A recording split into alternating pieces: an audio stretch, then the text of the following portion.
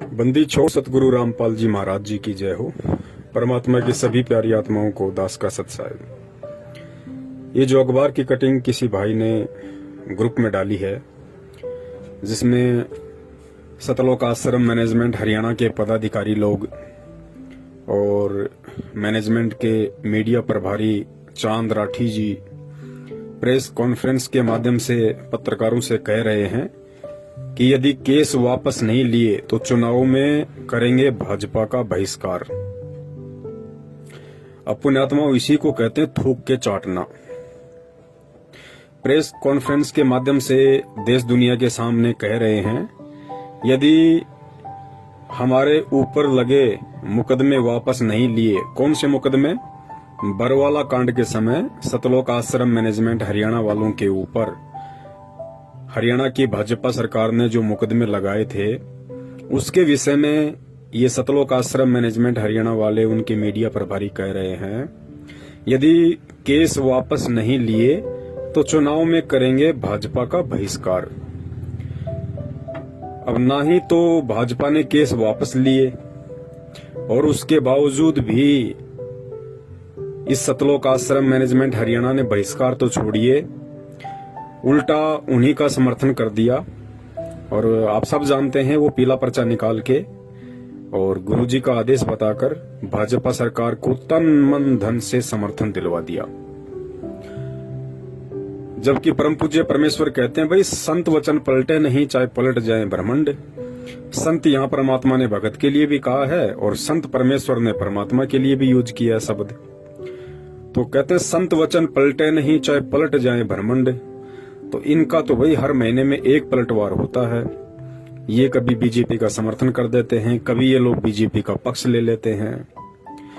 अभी बहुत सारे भगत भाई बहनों के मन में ये सवाल चल रहा होगा कि भाई आज से पहले इन सतलोक आश्रम मैनेजमेंट हरियाणा वालों ने, जहां इन्हें लगा कि यहाँ हमारा स्वार्थ है, यहाँ हमारा मनोरथ पूरा हो सकता है, इन लोगों ने बिना आगा पीछा देखे उन लोगों का समर्थन कर दिया। जैसे हरियाणा में आरक्षण को लेके जो आग लगी हुई थी, उस आग में इन्होंने गुरुजी का आदेश बता के भक्तों को खुदा दिया। राजस्थान में एक गैंगस्टर था आनंदपाल सिंह, जो अभी तो मर चुका है पुलिस एनकाउंटर में। उसकी सीबीआई जांच के लिए अपने राजनीतिक स्वार्थों को लेकर करणी सेना के कुछ लोग उसकी सीबीआई जांच का समर्थन कर रहे थे। तो देखिए, भगत होके, और वो भी कबीर भगत होके, और एक गुंडे की सीबीआई का जांच सतलोक आश्रम मैनेजमेंट हरियाणा ने संगत से करवा दिया, मूर्ख संगत से, और लाखों का दान भी उन लोगों को दे दिया। आज मेरे में एक रैली की थी इन लोगों ने, राजपूतों ने।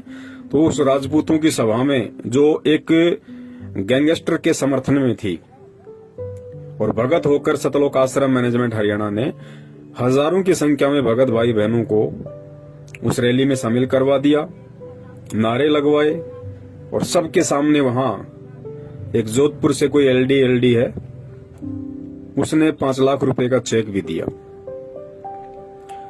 उसके बाद और भी बहुत सारे धरने प्रदर्शन हुए और सतलोक आश्रम मैनेजमेंट हरियाणा वालों ने उन सभी धरनों में बेचारी भोली संगत को गुरुजी का आदेश बता के शामिल करवाया।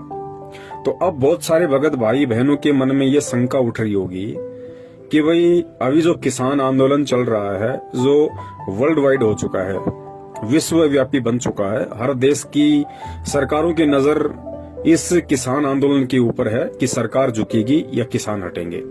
इतना बड़ा आंदोलन, और किसान बेचारे अपने हक की लड़ाई लड़ रहे हैं, कोई राजनीति नहीं इसके अंदर। उसके बावजूद भी इन कॉल एजेंट सतलोक आश्रम मैनेजमेंट हरियाणा वालों ने किसानों का समर्थन क्यों नहीं किया?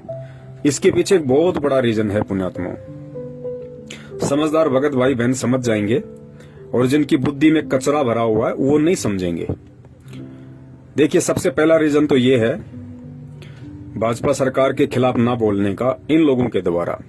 पहला रीजन तो ये है कि आपने देखा होगा, हाल ही कुछ दिनों पहले इन्होंने एक पीला पर्चा निकाला था, जिसमें बिहार और हरियाणा में जो चुनाव थे उन चुनावों में इन लोगों ने उस पीले पर्चे के माध्यम से संगत को यह आदेश दिया था कि गुरुजी का आदेश है, हमने बीजेपी का बिहार में और हरियाणा में जो चुनाव है तन मन धन से समर्थन करना है और अपने आसपास के यार मित्र रिश्तेदारों को भी कन्विंस करना है कि आप बीजेपी को वोट डालिए, क्योंकि बीजेपी की विचारधारा और संत रामपाल जी महाराज जी की विचारधारा मेल खाती है। ये देश दुनिया को आगे बढ़ाने की विचारधारा। ऐसा कह के इन्होंने बेचारी भोली संगत से वोट भी डलवाई और सपोर्ट भी करवाया। अब कोई भी आदमी है, आप देख लीजिए, आजकल तो दुनिया में अगर कोई वोट भी डालता है तो या तो वो पैसे लेता है या फिर उसको दारू का पौवा चाहिए 90% लोगों को, या जरूर उसका उस पार्टी से कोई राजनीतिक स्वार्थ होता है, वरना आजकल लोग वोट भी नहीं डालते। तो सबसे पहला रीजन तो ये था कि बीजेपी सरकार को मूर्ख बनाते हुए इस सतलोक आश्रम मैनेजमेंट हरियाणा ने ये कह के कि संत रामपाल जी महाराज जी के 3 करोड़ शिष्य हैं, जबकि ये गलत है। 15 लाख से ऊपर शिष्य संत रामपाल जी महाराज जी के वर्तमान में पूरे विश्व में नहीं है, 15 लाख से ऊपर नहीं है। तो ये तो झूठ के शहंशाह लोग हैं। इनको तो बीजेपी से मोटा पैसा चाहिए था करोड़ों में, और वे सरकारें तो देती है पैसा, उनको तो जीतने से मतलब है, वोट से मतलब है। तो बीजेपी सरकार ने इनको करोड़ों रुपया दिया ये सोच के कि संत रामपाल जी महाराज जी के जितने भी वोट हैं वो सब हमारे पाले में आ जाएंगे। तो पहला रीजन तो ये कि ये लोग कुछ ही महीने पहले बीजेपी सरकार से करोड़ों रुपया डकार चुके हैं एक एग्रीमेंट के तहत। तो अब ये बीजेपी का विरोध कर नहीं सकते, ये इनकी मजबूरी है। अगर करेंगे तो बीजेपी का डंडा तैयार है। दूसरा सबसे बड़ा रीजन ये है कि साल भर पहले, आप सब लोगों को पता है, सतलोक आश्रम मैनेजमेंट हरियाणा ने एक जज हैं देशराज चालिया, जिनका मुकदमा सतगुरुदेव जी का मुकदमा जिनके अंडर में था, विचाराधीन था। तो इन लोगों ने क्या किया, उस देशराज चालिया को भड़काने के लिए सरासर अन्याय नामक एक पुस्तक निकाली थी, और उस पुस्तक का इन्होंने कोर्ट में प्रचार करवाया, बाहर भक्तों के माध्यम से प्रचार करवा दिया। तो उस जज देशराज चालिया ने उस पुस्तक के ऊपर एक्शन ले लिया, और उस पुस्तक में जितने भी लोगों के नाम और पते लिखे हुए थे उन सभी के ऊपर उसने हाई कोर्ट में मुकदमा ठोक दिया। ये बात संगत को नहीं पता है ज्यादातर। तो जज देशराज चालिया जी ने सरासर अन्याय नामक पुस्तक के खिलाफ उसमें जितने भी लोगों के नाम पते और एड्रेस दे उन सभी के खिलाफ मुकदमा ठोक दिया। सभी लोगों को तारीख पे जाना पड़ा, और तारीख पे इन लोगों ने उस जज के पैर पकड़े, हाथ जोड़े, अपनी गलती मानी कि साहब हमने आपके खिलाफ गलत लिखा, ये हमारी गलती थी। इन्होंने समझौता कर लिया सरकार के साथ और जज देशराज चालिया के साथ, अपनी गलती मानते हुए कि हमने जो सरासर अन्याय पुस्तक लिखी है वो बिल्कुल गलत है, हमने नहीं लिखनी चाहिए थी, वो हमारी गलती है, हम आपके पैर पड़ते हैं, आप हमें माफ कीजिए। तो जज देशराज चालिया ने मुकदमा तो कैंसिल नहीं किया, वो तो पेंडिंग चल रहा है, लेकिन समझौता कर दिया कि ठीक है आगे से ऐसी गलती ना करना, लेकिन मुकदमा अभी की अभी वैसा का वैसा है। तो दूसरा सबसे बड़ा रीजन किसान आंदोलन को समर्थन ना करने का सतलोक आश्रम मैनेजमेंट हरियाणा का ये है, क्योंकि इनको अच्छे से पता है यदि हमने बीजेपी सरकार के खिलाफ, क्योंकि किसान आंदोलन सरकार के खिलाफ हो रहा है, तो इनको अच्छे से पता है कि यदि हमने किसान आंदोलन का समर्थन कर दिया तो वो मुकदमा अभी पेंडिंग है और सरकार उन सभी को वापस जेल में ठोक देगी। तो ये 2 बड़े रीजन हैं सतलोक आश्रम मैनेजमेंट हरियाणा के द्वारा किसान आंदोलन का समर्थन ना करने के पीछे। तो बाकी जो संगत है, दास उनसे निवेदन करेगा, भाई बहुत समय हो गया है अज्ञानता की नींद में सोते हुए। यारो कुंभकर्ण भी 6 महीने के बाद जाग जाया करता था, और अब तो 6 साल होने को चली हैं, अब तो जाग जाओ भगत होके। तुम्हारे क्या स्वार्थ हैं सतलोक आश्रम मैनेजमेंट हरियाणा के साथ? भाई भक्ति तुम कर रहे, नाम तुम्हें परमात्मा ने दिया, मर्यादा तुम्हें परमात्मा ने दी, रक्षक तुम्हारा परमात्मा है, भक्ति तुमसे परमात्मा करवाएगा, सतलोक तुम्हें परमात्मा लेके जाएगा। मेरे कहने का मतलब ये है कि बाकी जो संगत है, जो मूर्खता में, अज्ञानता में, नादानी में सतलोक आश्रम मैनेजमेंट हरियाणा को ही अपना भगवान समझ के उनके तलवे चाटने में लगी हुई है, क्या सारी जिंदगी ऐसे ही लगे रहोगे? क्या फायदा फिर इस परमात्मा की शरण में आने का, ये अनमोल तत्व ज्ञान लेने का? अगर ये गुलामी चापलूसी ही करनी थी तो भाई ये तो पहले भी कर रहे थे ना। फिर भक्ति मार्ग में आके भी अगर वही निंदनीय कर्म करोगे, फिर क्या मतलब है तत्व ज्ञान लेने का? भाई निकलो, इस मानसिक गुलामी से निकलो। इस सतलोक आश्रम मैनेजमेंट हरियाणा ने जो गुलामी की बेड़ियां तुम्हारे पैरों में डाल रखी हैं, उससे बाहर निकलो। भाई तुम समर्थ के बच्चे हो, परमात्मा के बच्चे हो। अरे परमात्मा का बच्चा सूरवीर होता है, सूरवीर। सूरवीर किसे कहते हैं पता है? सूरवीर उसे कहते हैं जो केवल सत्य की लड़ाई लड़ता है, और सत्य की लड़ाई में चाहे उसका शीश कट जाए वो घबराता नहीं है। तो पहले अपने बाप को देखो कि तुम्हारा बाप 2-2 बार जेल, दुनिया से किस कदर वैर भाव, वो भी सत्य के लिए, आप और हमारे तक ये सच्चाई पहुंचाने के लिए, आप और हमारे उज्जवल भविष्य के लिए। और हम क्या कर रहे हैं? हम उन्हीं लोगों के पैर चाट रहे हैं, गुलामी कर रहे हैं, उन लोगों के मानसिक गुलाम बनकर रह गए जिन लोगों की नादानी के कारण, जिन लोगों के षड्यंत्र के चलते 2014 बरवाला कांड हुआ। और तुम्हारे परमपिता परमेश्वर सतगुरु रामपाल जी महाराज जी को उन्हीं लोगों की मनवश हरकतों के चलते और 5-5 व्यक्तियों के मर्डर के मुकदमे में डबल आजीवन उम्र कैद की सजा हो चुकी है। और आज तुम्हारे उसी परमपिता परमेश्वर सतगुरु रामपाल जी महाराज जी के हर दिन नित नए आदेश बता बताकर तुम्हें लूटा जा रहा है, तुम्हारा आर्थिक शोषण किया जा रहा है, तुम्हारा मानसिक शोषण किया जा रहा है। यार कमाल हो गया, इतनी प्रताड़ना मानसिक रूप से, आर्थिक रूप से शायद ही अंग्रेजों ने 250 साल तक दी होगी जितनी इन लोगों ने तुम्हें 6 साल में दे दी। और तुम हंसते हंसते बिल्कुल जैसे भांग पी रखी हो आदमी ने, उसे पता ही नहीं कि मेरे साथ हो क्या रहा है। तो मेरे कहने का मतलब यह है कि फिर क्या फायदा ये तत्व ज्ञान लेने का? क्या फायदा फिर संत रामपाल जी महाराज जी की शरण में आके भक्ति करने का? चले जाओ आसाराम जी की शरण में, चले जाओ राम रहीम जी की शरण में, चले जाओ धन सतगुरु में। क्या फायदा फिर यहाँ आके? अरे ये निराला पंथ है भाई, दुनिया से हटके है, इसके नियम कायदे कानून भी दुनिया से हटके हैं। यहाँ गुलामी के लिए जगह नहीं है, चापलूसी के लिए जगह नहीं है। इस मार्ग में वही टिकेगा जो सूरवीर होगा, और इस मार्ग में गुलामी वही करेंगे जो गीदड़ होंगे, जो डरपोक होंगे। वही लोग इस मार्ग में चापलूसी करेंगे, गुलामी करेंगे। सतलोक आश्रम मैनेजमेंट हरियाणा का सतगुरु रामपाल जी महाराज जी से कोई संबंध नहीं है। ये बरवाला कांड के दूसरे दिन ही परमात्मा ने पूरी दुनिया के समक्ष मीडिया के सामने प्रस्तुत कर दिया था, ये कहते हुए कि राष्ट्रीय समाज सेवा समिति मेरी नहीं है, ना मैंने कोई कमांडो बना रखे थे और मुझे भी बंधक बना रखा था। और जो काले कपड़े वाले लोग थे वो राष्ट्रीय समाज सेवा समिति के थे, और समिति मेरी नहीं है, ये परमेश्वर ने पूरी दुनिया के सामने कहा है। समझते हो इस बात को? साधु वचन पलटे नहीं, चाहे पलट जाए ब्रह्मांड।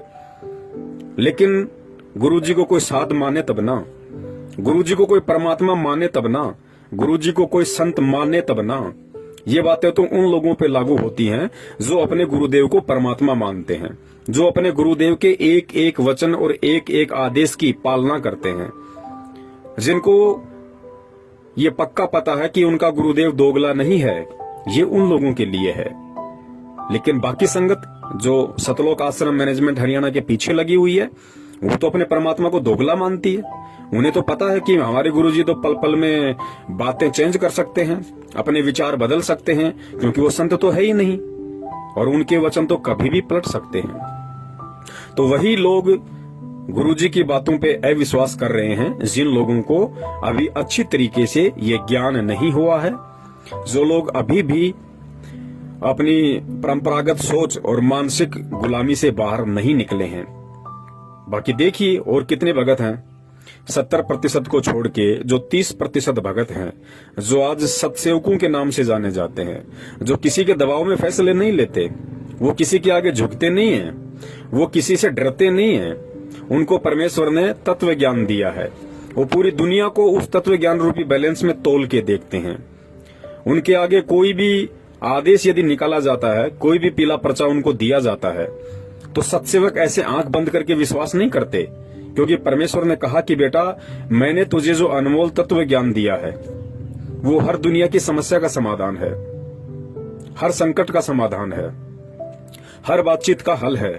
तो सत्सेवक जो भी आदेश आते हैं उनके सामने, तो सत्सेवक सबसे पहले उन आदेशों को अपने परम पूज्य गुरुदेव जी के सत्संग से तोल के देखते हैं कि गुरुदेव जी ने सन 1994 से आज तक जितने भी सत्संग किए हैं, जो आदेश और निर्देश हमें भक्ति मार्ग में दिए हैं, क्या इस पीले पर्चे का जो ये आदेश है, जो लिखा हुआ है, ये मेरे गुरुदेव के वचनों से मेल खाता है या नहीं खाता है? अगर गुरुदेव के वचनों से मेल नहीं खाता है तो वो हमारे लिए अस्वीकार्य है, हम उसकी निंदा करते हैं, हम उसको स्वीकार नहीं करते, क्योंकि फिर वो किसी गधे का आदेश है, हमारे गुरुदेव का आदेश नहीं है। गधा यानी जीव और परमेश्वर गुरु यानी पीव, वो पीव के आदेश नहीं, वो जीव के आदेश हैं। तो जीव तो गधा भी है, जीव कुत्ता भी है, जीव इंसान भी है। तो हम उन चीजों को नहीं मानते और ये रिहर्सल हो रही है हमारी, क्योंकि इतना ज्ञान देने के बाद सतगुरु स्वयं परीक्षा लेता है। प्रेरणा काल की होती है और काल के माध्यम से ही परमात्मा अपने बच्चों की परीक्षा लेता है। ये आपको ज्यादा समझाने की जरूरत नहीं है, क्योंकि ऐसे बहुत सारे एग्जाम्पल, बहुत सारे ऐसे उदाहरण हैं। क्योंकि काल ने परमेश्वर से कहा था कि परमात्मा, जब आप पिछली पीढ़ी में जाओगे या आप नीचे जाओगे, आप केवल अपना ज्ञान देना। और एक दो वचन और मांगे थे कि परमात्मा, आप कलयुग में जितने मर्जी जीव ले जाना, 3 युग में जीव ना लेके जाना। तो काल तो खुश हो रहा था ये वचन मांग मांग के कि मैं सभी जीवों को तब तक भ्रमित कर दूंगा, कोई भक्ति के लायक बचेगा ही नहीं, आप पे कोई विश्वास करेगा ही नहीं, सबको पत्थर पुजारी बना दूंगा, सबकी बुद्धि पे अज्ञानता का मोटा ताला जड़ दूंगा, भ्रष्ट कर दूंगा सबको मन कर्म वचन से। लेकिन परमेश्वर को पता था कि काल भी तो एक जीव है, तो परमात्मा को पता था कि ये जो वचन मांग रहा है वो मेरे लिए हितकारी है, वो मेरे पक्ष में है। और परमेश्वर की सोच से बाहर काल वचन भी नहीं मांग सकता। काल ने अगर वचन मांगे थे तो परमेश्वर की परिधि के अंदर ही मांगे थे। परमेश्वर अगर ना चाहते तो नहीं मांगता, लेकिन परमेश्वर भी यही चाहते थे कि ये जो मांग रहा है बस यही मांगे और वो मेरे लिए उचित रहेगा। क्योंकि मालिक को पता था कि 3 युगों में, द्वापर, त्रेता, सतयुग में, इस जीव के पास में इसके पुण्य कर्म इतने रहेंगे कि इसको जरूरत ही नहीं पड़ेगी भक्ति और भगवान की। इसके ऊपर संकट आएगा ही नहीं, को दुख आएगा ही नहीं। और जब आत्मा पे संकट, परेशानी, दुख नहीं आती है तो आत्मा कभी भी परमात्मा की तरफ नहीं बढ़ती है। तो परमेश्वर को पता था कि 3 युगों तक तो ये खूब मौज मस्ती करेगी, इसके पास इतने पुण्य हैं। लेकिन जब चौथा युग कलयुग आ जाएगा और इसके पुण्य समाप्त होंगे, पाप कर्मों का दौर शुरू होगा, उसके बाद आत्मा रोएगी। जब आत्मा रोती है तो परमात्मा उसकी सुनता है। तो काल तो खुश हुआ था कि चौथे युग में परमात्मा जितने मर्जी जीव ले जाना, और परमात्मा को पता था कि बेटा ठीक है, चौथे युग में लेके जाऊंगा, इससे पहले तो ये जाने के लायक भी नहीं है। तो ठीक इसी प्रकार पुण्यात्माओं, वर्तमान में जो घटनाएं घट रही हैं, सतलोक आश्रम मैनेजमेंट हरियाणा के माध्यम से जितने भी मनवस तानाशाही फरमान संगत के सामने पेश किए जा रहे हैं और गुरुजी के आदेशों का जुमला पहना के संगत से उनकी पालना करवाई जा रही है, संगत का भक्ति धन बर्बाद करवाया जा रहा है, श्वासें और समय बर्बाद करवाया जा रहा है, ये सारे के सारे कुक्रम काल प्रेरणा से ये सतलोक आश्रम मैनेजमेंट हरियाणा वाले कर रहे हैं।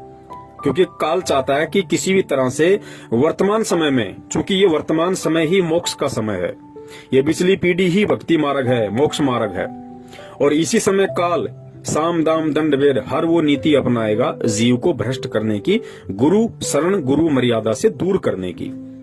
तो वो काम वो कर रहा है और परमात्मा चुपचाप देख रहा है कि भाई मैंने भी तो सन 1994 से ये ज्ञान देना शुरू किया था, सारा भक्ति विधान बता दिया, सब कुछ मैंने इन बच्चों को बता दिया है, अब बाकी क्या रह गया?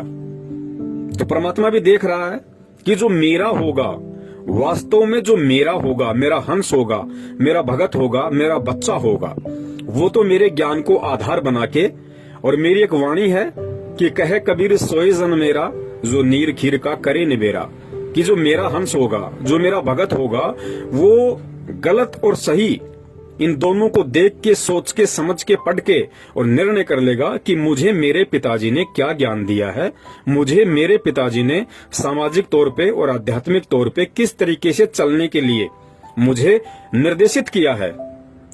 तो जो भगत होगा परमात्मा का, वो तो तुरंत फैसला कर लेगा अपना कि कौन सा तो दूध है, कौन सा पानी है, क्या मेरे लायक है और क्या मेरे लायक नहीं है। और परमात्मा लाखों को यदि नाम दीक्षा देते हैं तो लाखों पार नहीं होते। लाखों परमेश्वर के भगत कहलाने के, हंस कहलाने के लायक नहीं बनते। उनमें से कुछ प्रतिशत होते हैं जो परमेश्वर के हंस होते हैं, जिनके लिए परमात्मा यहाँ आते हैं, इस गंदे लोक में ऐसे दुख उठाते हैं, ऐसी परिस्थितियों में ज्ञान प्रचार करते हैं, अपने बच्चों तक अपना संदेशा पहुंचाते हैं। तो वो कुछ प्रतिशत जो बच्चे हैं परमात्मा के, वो इन विषम परिस्थितियों में, इस धर्म संकट की परिस्थिति में वो ये चूज कर लेते हैं कि मुझे गुरुदेव ने क्या समझाया था और आज मुझे उनके तत्व ज्ञान को आधार बना के क्या निर्णय करना है। क्योंकि देखिए, हम स्कूल में बच्चा भेजते हैं और इस स्कूल में हजारों की संख्या में बच्चे पढ़ते हैं, तो क्या सभी बच्चे पास होते हैं? कोई मेरिट आता है, कोई फर्स्ट आता है, कोई सेकंड, कोई थर्ड, कोई सप्लीमेंट्री, कोई कप्लीमेंट्री, कोई बिल्कुल फेल हो जाता है, कोई बीच में छोड़ के भाग जाता है। होता कि नहीं होता? ठीक इसी प्रकार ये आध्यात्मिक मार्ग है। गुरुदेव हमारे शिक्षक हैं, हम स्टूडेंट हैं, और जो ये आध्यात्मिक क्षेत्र है ये हमारा स्कूल है, हमारा कैंपस है। तो ठीक यही स्थिति यहाँ लागू होती है। गुरुदेव की यदि लाखों की संख्या में स्टूडेंट बन गए तो सभी लोग भक्ति के लायक नहीं होते। बहुत सारे लोग ऐसे होते हैं जिनको परमात्मा नई भक्ति की कलम चढ़ाते हैं, उनके अंतःकरण में प्रथम बार भक्ति का बीज डालते हैं। कुछ ऐसे होते हैं जो काफी समय से परमेश्वर की शरण में रहते आ रहे हैं। कुछ ऐसे होते हैं जो युगन युगन के माल हैं परमात्मा के, कि साधु सेती मस्करी चोरा नाल खुशहाल मल अखाड़ा जीतेंगे, युगो युगों के माल। युगो युगों के माल यानी परमात्मा के भक्ति पहलवान, भक्ति रेसलर, जो अनंत युगों से परमेश्वर की भक्ति करते आ रहे हैं। तो वो मेरिट भी आ जाएंगे, वो फर्स्ट भी आ जाएंगे और तुरंत उनकी नौकरी लगेगी, सतलोक जाएंगे। तो पुण्यात्माओं, अब आगे जो छोटा सा सत्संग है जिसमें निष्कर्ष दे रहे हैं परमपिता परमेश्वर जी, ये कहते हुए कि परमात्मा ने अपना विधान बना के छोड़ रखा है। परमेश्वर ने अपना विधान बना के छोड़ रखा है। उदाहरण दिया परमात्मा ने कि जैसे माँ के पेट में बच्चा उत्पन्न होता है, तो परमात्मा ने कोई फैक्ट्री नहीं लगा रखी अंदर कि वो फैक्ट्री बच्चा बना रही है। परमात्मा ने कहा कि मालिक ने आदेश दे दिया, परमेश्वर ने ये आदेश दिया कि ऐसा होगा, उसके बाद ऐसा होगा, फिर बच्चा बनेगा और इतने समय बाद वो मां के गर्भ से बाहर आएगा। तो परमेश्वर के आदेश से वो सारे काम हो रहे हैं। उसके बाद परमात्मा ने बीजदार फल बनाए, वृक्ष बनाए, अन्य बहुत सारी चीजें बनाई और परमात्मा ने एक आदेश पारित कर दिया। जैसा कि सत्संग में गुरुदेव कह रहे हैं कि जैसे त्योरू का बीज होता, त्योरू जिसको तुर्रई भी बोलते हैं, जिसकी सब्जी बनती है। तो परमात्मा ने कहा कि देखो एक छोटा सा बीज वो जमीन में डाल दिया, जमीन में डालते फिर वो अंकुरित होता है, पौधा बनता है, आगे बढ़ता है, बेल लगती है, फल, उसके फूल लगते हैं, फिर उसके फल लगते हैं, फिर इतनी लंबी वो त्योरू लग जाती है उसके लगभग 1.5-2 फुट की। तो परमेश्वर ने बताया कि परमात्मा उसके पास नहीं बैठा कि लो आज मैंने जमीन में डाल दिया, 2 दिन बाद ये अंकुर फूटेगा, फिर ऐसा होगा, फिर ऐसा होगा। नहीं, गुरुदेव ने बताया कि परमेश्वर ने एक विधान बना के छोड़ दिया कि ऐसा होगा, उसके बाद ऐसा होगा, फिर ऐसा होगा, फिर इसके फल लगेगा। तो परमेश्वर ने वो अपना विधान बना के छोड़ दिया। अब उस विधान के अकॉर्डिंग वो सारे काम होंगे। जो जैसा करेगा वैसा वो पाएगा। परमात्मा ये नहीं देखती कि ये अच्छा कर्म कर रहा है या ये भगत बुरा कर्म कर रहा है। परमात्मा नहीं देखेगा इस चीज को। परमात्मा ने तो एक विधान बना के छोड़ दिया कि मेरा विधान ये है, जो ऐसा करेगा वो ऐसा फल प्राप्त करेगा अंत में, और जो ऐसा करेगा वो ऐसा फल प्राप्त करेगा अंत में। और सारे लेखे जोखे के लिए परमात्मा ने इसी मानव शरीर के अंदर एक गुप्त यंत्र बना दिया जिसको चित्रगुप्त कहते हैं। एक ऐसा चिप लगा दिया सूक्ष्म रूप वाला जो दिखाई नहीं देता, जिसको चित्रगुप्त कहते हैं। चित्र यानी चित्र, जो भी घटना घट रही है चित्र, और गुप्त यानी गुप्त रूप से जो दिखाई ना दे। तो हम जो भी मन वचन कर्म से जो भी हम क्रिया करते हैं, गुरुदेव ने बताया कि रोजाना उसका एक फैक्स परमात्मा के दरबार में जाता है और तुम्हारा एक विधान बन रहा है कि तुम क्या कर रहे हो और क्या नहीं कर रहे हो।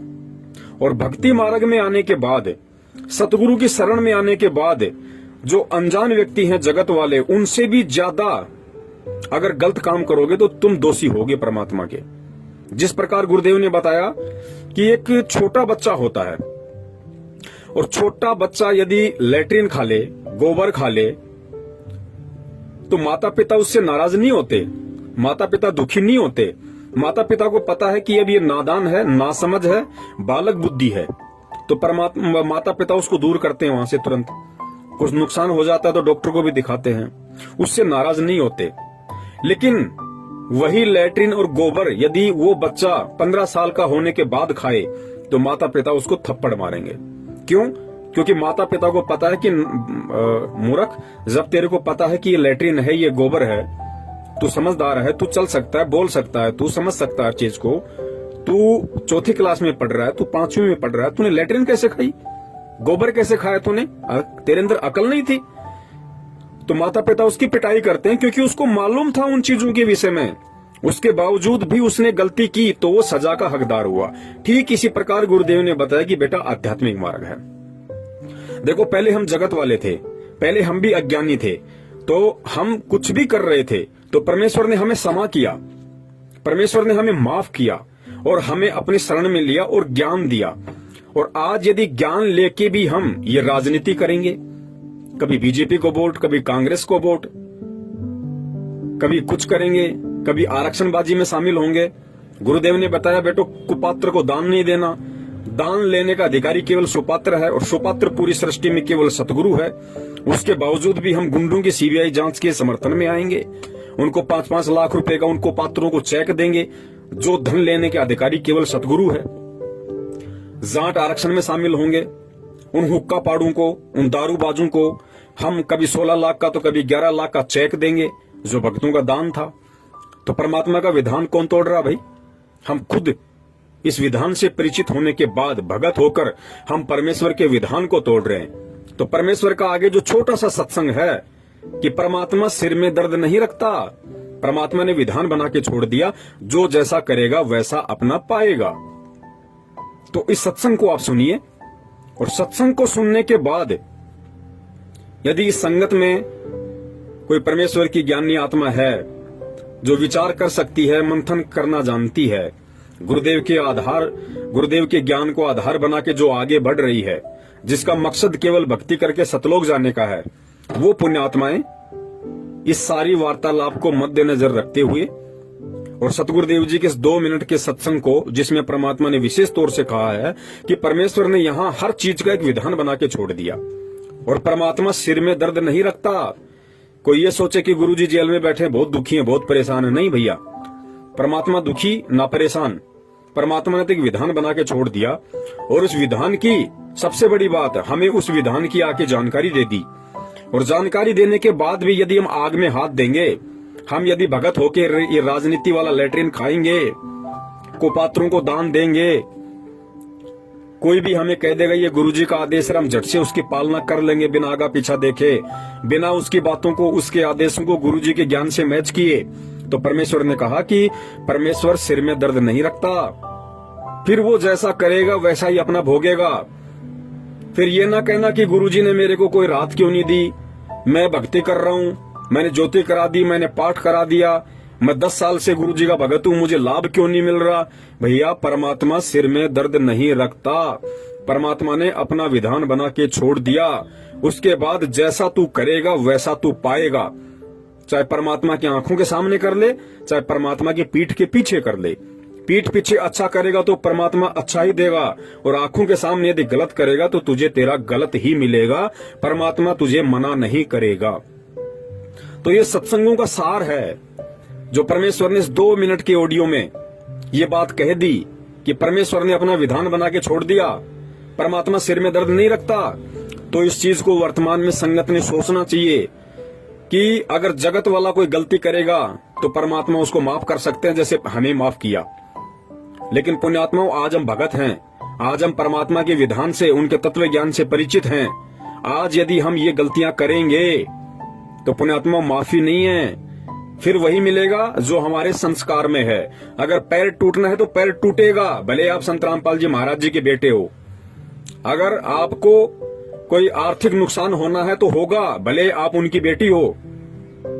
अगर आपके प्रारब्ध में मौत है तो आएगी, भले आप उनकी सांसारिक तौर पे आप उनकी पत्नी हो। तो बाकी संगत ने थोड़ा आंख खोल के, कान खोल के ये विचार करना चाहिए कि भक्ति मार्ग में ये गुलामी नहीं चलती, चापलूसी नहीं चलती। भक्ति मार्ग में ना कोई गुरु जी का बेटा है, ना कोई बेटी है, ना पत्नी है, ना माँ है, ना बाप है, ना कोई रिश्तेदार है, ना कोई काका ताऊ चाचा भाई बंधु रिश्तेदार है। भक्ति मार्ग में यदि गुरु का कोई असली है, यदि गुरु का कोई रिश्तेदार है, यदि गुरु का कोई बेटा बेटी है, तो परमेश्वर ने साफ कर दिया कि मेरा बेटा बेटी वो है जो मर्यादा में रह के और परमात्मा के विधान के अंतर्गत चलते हुए सत भक्ति करता है। वो परमात्मा का असली बेटा बेटी है। अन्यथा ये जो आप सांसारिक तौर पे जो मंजू अंजू वीरेंद्र मनोज महेंद्र अमित अनारोमाई आप जो देख रहे हैं ना, ये गुरुजी के रिश्तेदार, ये कोई रिश्तेदार नहीं है गुरुजी के। अरे परमात्मा ने तो एक मानव शरीर में आके भूमिका करनी थी, उस भूमिका के तहत ये भी एक पात्र है, इससे ज्यादा कोई औकात नहीं है इनकी। ये हमसे कोई बड़े नहीं है, ये कोई देवी देवता नहीं है, ये भी दो कोड़ी के जीव हैं जिन्हें हम गुरु जी का भाई बंधु बेटा बेटी रिश्तेदार समझते हैं। और ये तो संगत से भी गए गुजरे हैं, ये तो बाकी जो संगत है ये तो उससे भी गए गुजरे हैं। इनका तो कोई औचित्य नहीं अगर ज्ञान आधार से आप देखो तो पुण्यात्माओं विचार करो, समझो। ये मौका गुरुदेव कहते हैं ना कि यो सौदा फिर ना ही रे संतो यो सौदा फिर ना ही। समझ जाओगे तो फायदे में रहोगे, वरना एक बार ये शरीर छूट गया ना, उसके बाद फिर रोगे इस समय को। अनंत युगों तक, करोड़ों युगों तक ये समय नहीं आएगा। और ध्यान रखना, अगर समय आ गया फिर यही लाइन है, फिर यही सब कुछ कायदे कानून, फिर काल इसी तरीके से भ्रमित करेगा, फिर एक ऐसा मैनेजमेंट होगा, फिर ऐसा एक गुरुजी का भाई होगा, फिर ऐसे ही सत्सेवक होंगे जो तुम्हें जगाएंगे, और फिर तुम होंगे। और निर्भर करेगा उस समय तुम्हारे संस्कारों पे कि आज की तरह तुम जागोगे या नहीं जागोगे, या फिर ठोकर खाकर करोड़ों युग तक गधे कुत्ते सुअर बनते हुए फिर उस समय का इंतजार करोगे। तो मौका है, और गलतियां यदि आपने कर दी आज से पहले तो परमेश्वर से क्षमा याचना करो, और अगर नहीं हुई है तो बहुत अच्छी बात है, आगे विशेष ध्यान रखो। और सुनो ये परमेश्वर का छोटा सा सत्संग, जिसमें परमात्मा ने समझदार और ज्ञानी आत्मा के लिए बिल्कुल क्लियर कर दिया कि भैया मेरा कोई नहीं है, मेरा वो है जो मेरा है। और गुरु का मेरा कौन है, गुरु का अपना कौन है, जो गुरु की भक्ति को मर्यादा में रह के करता है। तो समझिए परमात्मा के विधान को। और पुण्यात्माओं, बचो इन काल एजेंट सतलोक आश्रम मैनेजमेंट हरियाणा वालों से, बचाओ अपनी भक्ति धन को, अपने समय को, अपनी समासों को। सत साहिब, जय हो बंदी छोड़ की।